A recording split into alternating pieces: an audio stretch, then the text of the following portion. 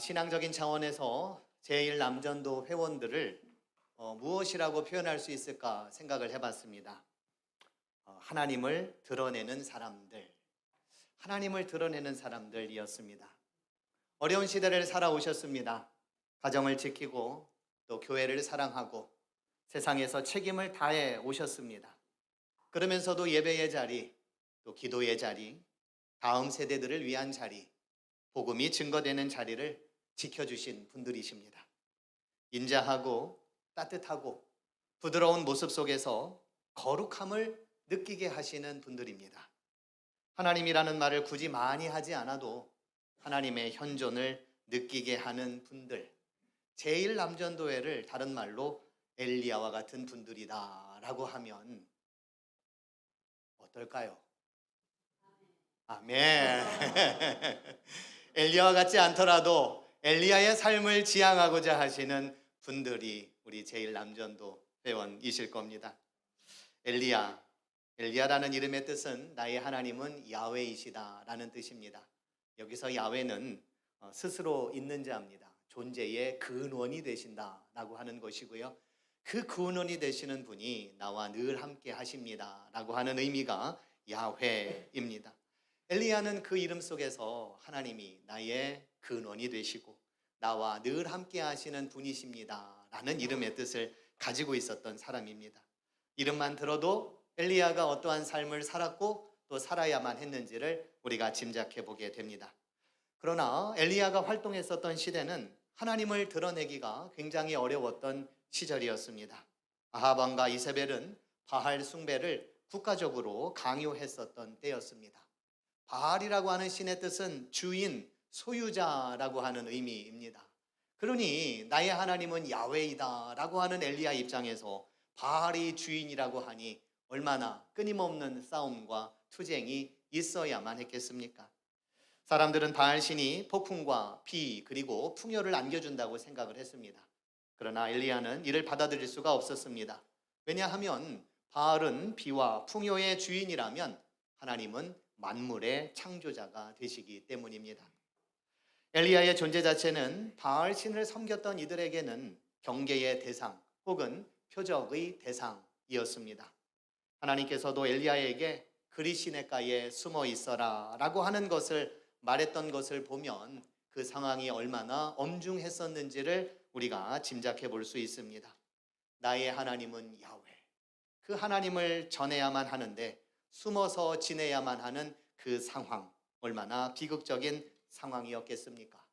그럼에도 불구하고 엘리야는 말씀을 받고 말씀을 살고 말씀이 그를 통해 드러내는 삶이었습니다. 엘리야의 이전에 등장했었던 왕들과 그리고 그 왕들에 대한 성경의 표현들을 보면 여호와 보시기에 악한 짓을 저질렀다라고 하는 표현이 계속해서 반복되고 있습니다. 그러나 엘리야 이후에 가장 많이 나오는 단어가 있다면 말씀입니다. 말씀이 임하면 가고, 말씀이 임하면 행하고, 말씀이 임하면 전하는 삶이었습니다. 그런 엘리야를 보며 사르밧 과부도 이런 고백을 하였습니다. 당신의 입에 있는 여호와의 말씀이 진실한 줄 아노라.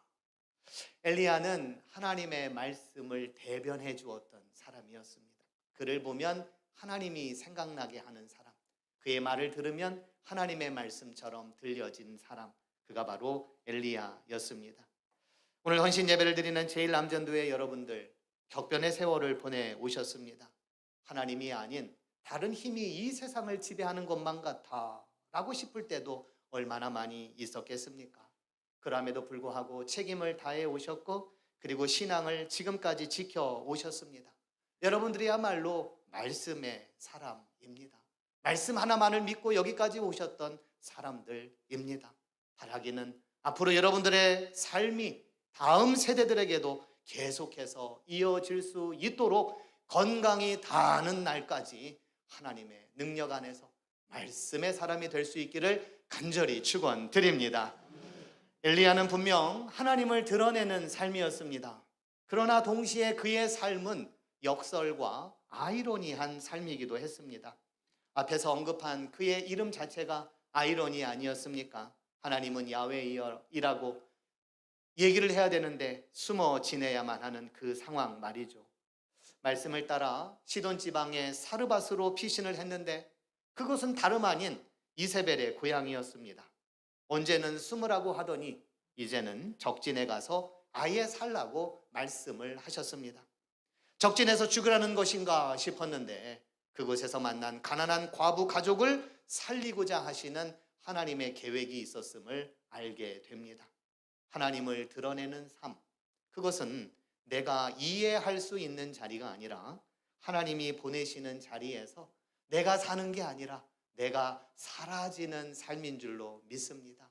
이해되지 않았던 지난 삶이었고 지난 인생이었지만 그러나 하나님께서는 나를 어디로 보내드신지 간에 그곳에서 나로 하여금 사라지게 하셨다, 살아가게 하셨다.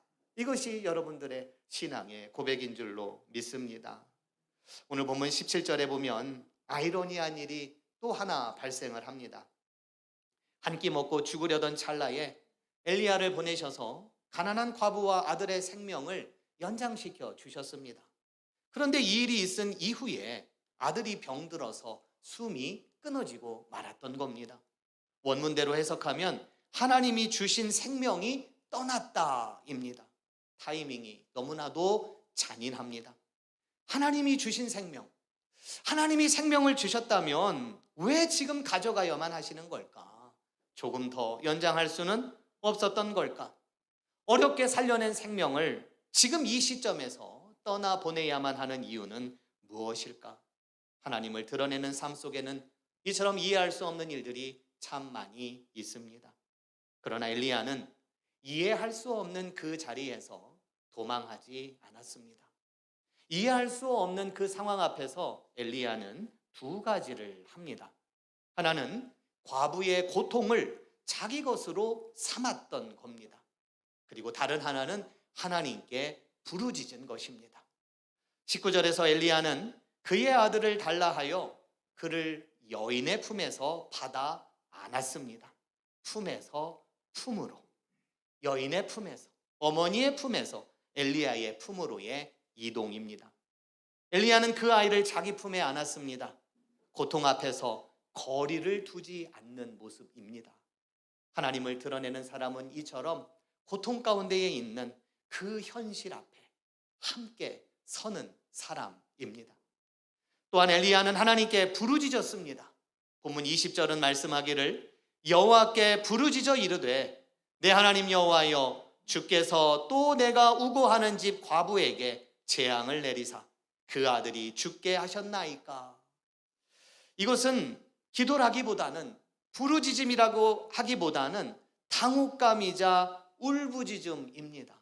어쩌면 하나님께 원망하고 어쩌면 하나님께 불평하는 그런 모습이기도 합니다. 도대체 이 과부에게까지 재앙을 내리시는 겁니까? 엘리야의 인생은 역설과 아이러니로 가득했다고 말씀드렸습니다. 엘리야도 우리와 성정이 똑같은 사람이니 얼마나 힘들었겠습니까?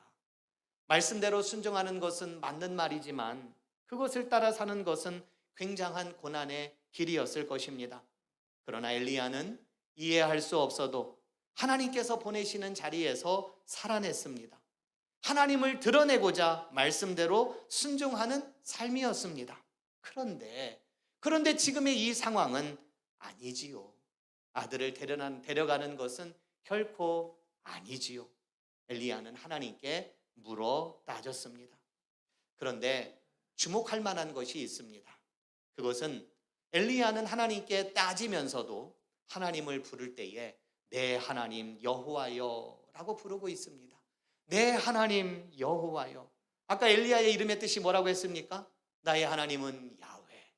지금 그는 자기의 이름 그 뜻대로 하나님께 이렇게 부르고 있습니다. 나의 하나님 여호와여.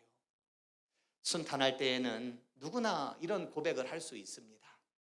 그러나 이해할 수 없는 자리에서도 내 하나님은 여호와라고 부를 수 있는 것, 이것은 굉장히 어려운 일입니다. 그런데 이것은 엘리야가 평생 동안 살아낸 그 이름의 무게이기도 합니다. 엘리야는 따지면서도 하나님을 놓지 않았습니다. 항의하면서도 내 하나님이라고 불렀습니다. 그것이 바로 그의 이름이었고 그의 신앙이었고 그의 삶이었습니다. 격변의 시대, 어려운 시대를 보내오신 우리 일남전도 회원들의 지난 삶을 우리가 어찌 다 이해하고 헤아릴 수 있겠습니까? 그러나 여러분들께서는 하나님은 나의 주님이십니다.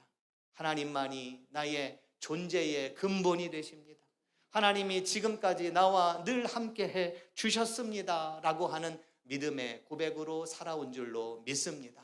지금까지 이렇게 살아오신 것처럼 앞으로도 내 하나님 여호와, 힘들어도 내 하나님 여호와, 어려운 일이 있어도 내 하나님 여호와, 가정 안에 문제가 있어도 내 하나님 여호와, 그 여호와 하나님께서 나의 삶도, 나의 가정도, 나의 자녀들도 지켜주시고 보호해 주실 것을 믿고 내 하나님 여호와만을 부르짖으며 살아가시는 우리 일남전도회 모든 회원들 되시기를 간절히 축원드립니다. 어떤 상황 속에서도 우리 하나님께서는 내 하나님은 여호와입니다 라고 고백했던 그 기도를 들어주셨습니다.